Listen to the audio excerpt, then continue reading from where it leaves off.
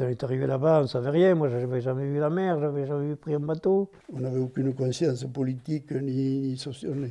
C'est pas comme maintenant les jeunes, nous. Je jouais au football, j'étais un danseur de samedi soir et puis je ne m'occupais pas tellement de cette guerre d'Algérie. J'ai 2 arrière-grands-pères qui ont fait la guerre de 70, mes 2 grands-pères ont fait la guerre de 14, mon père a fait la guerre de 39-45.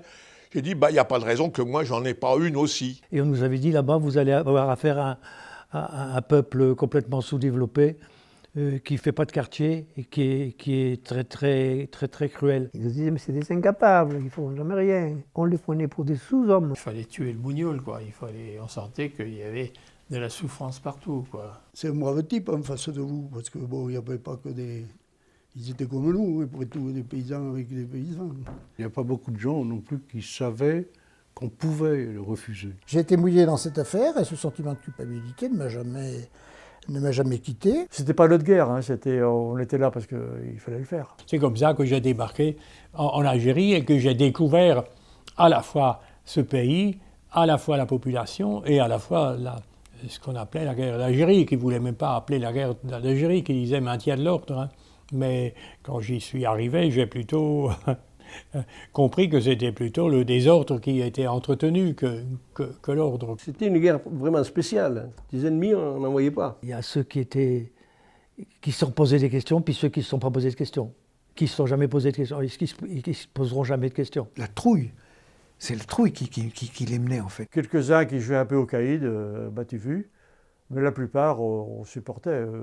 L'opinion publique pensait que ça se passait normalement, quoi. On venait là pour pacifier l'Algérie. Et puis au titre des renseignements, qu'est-ce qu'on faisait? On ramassait tous les pauvres gars qu'on pouvait dans la journée, et puis le soir, on les tabassait pour qu'ils nous disent où se trouvaient les félagas. Rétablir l'ordre et défendre la civilisation chrétienne. Bon. Quand j'étais là-bas, je pensais que les exactions, la torture, etc., c'était pour avoir des renseignements. Et en travaillant sur les archives du secteur où j'étais, je me suis rendu compte que c'était pas ça, que c'était vraiment une volonté délibérée de paniquer la population, de lui faire peur. Et en fait, on voit des braves types ici qui sont ravis d'avoir bouffé du bougnoul. On parle de la gégène. Moi, j'ai vu des gens allongés avec les électrodes branchées et qui se tordaient de convulsions. On suivait, on obéissait aux ordres, on ne se posait pas de questions. Et quand on se posait des questions, on était vraiment des marginaux. Donc j'en connais des tas qui n'ont rien fait de répréhensible, si vous voulez, mais qui n'ont pas non plus résisté. Il dit on aurait dû déserter, on aurait dû refuser de porter l'arme, etc. Insensibilisé, c'était le mot. Je savais qu'il fallait dire non. À un moment donné, qu'il fallait dire non et que ça coûte nappe. Je ne mesurais pas, mais ça m'a fait vivre sur une autre planète. Hein. C'est impensable, avec le recul, on dit mais comment on a pu faire ça? Comment on a pu faire ça? Comment on a pu regarder ça? On méprisait souverainement cette culture algérienne. Je me suis rendu compte que je n'avais fait que ce qu'avaient fait les soldats allemands pendant la guerre de 30-45. Et les maquisards de chez nous, ils savaient aussi pourquoi ils étaient dans les bois, pourquoi ils risquaient leur vie et la vie de leurs proches aussi, quelquefois. Et du moment qu'on n'a rien dit, c'est qu'on était d'accord. La torture, c'était camouflé quand même. On n'en parlait pas parce qu'on n'avait pas envie d'en parler, quoi. C'était du passé. J'ai même oublié à tout point de vue, j'ai même oublié les choses.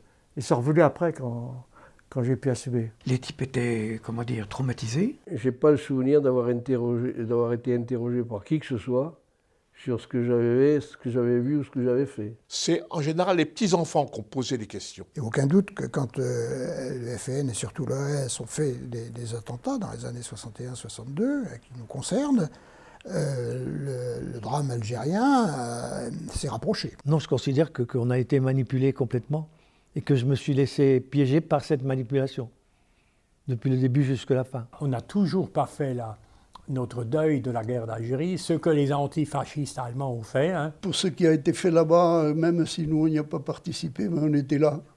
Et on a une responsabilité collective. On a vu des saletés, on n'a rien dit. Et avec ça, vous pouvez prendre de l'argent, moi non. On a été contraints de verser le sang. Et on serait payé pour ça? On serait gratifié pour ça? C'est pas possible. Un profond sentiment de culpabilité. C'est notre façon à nous de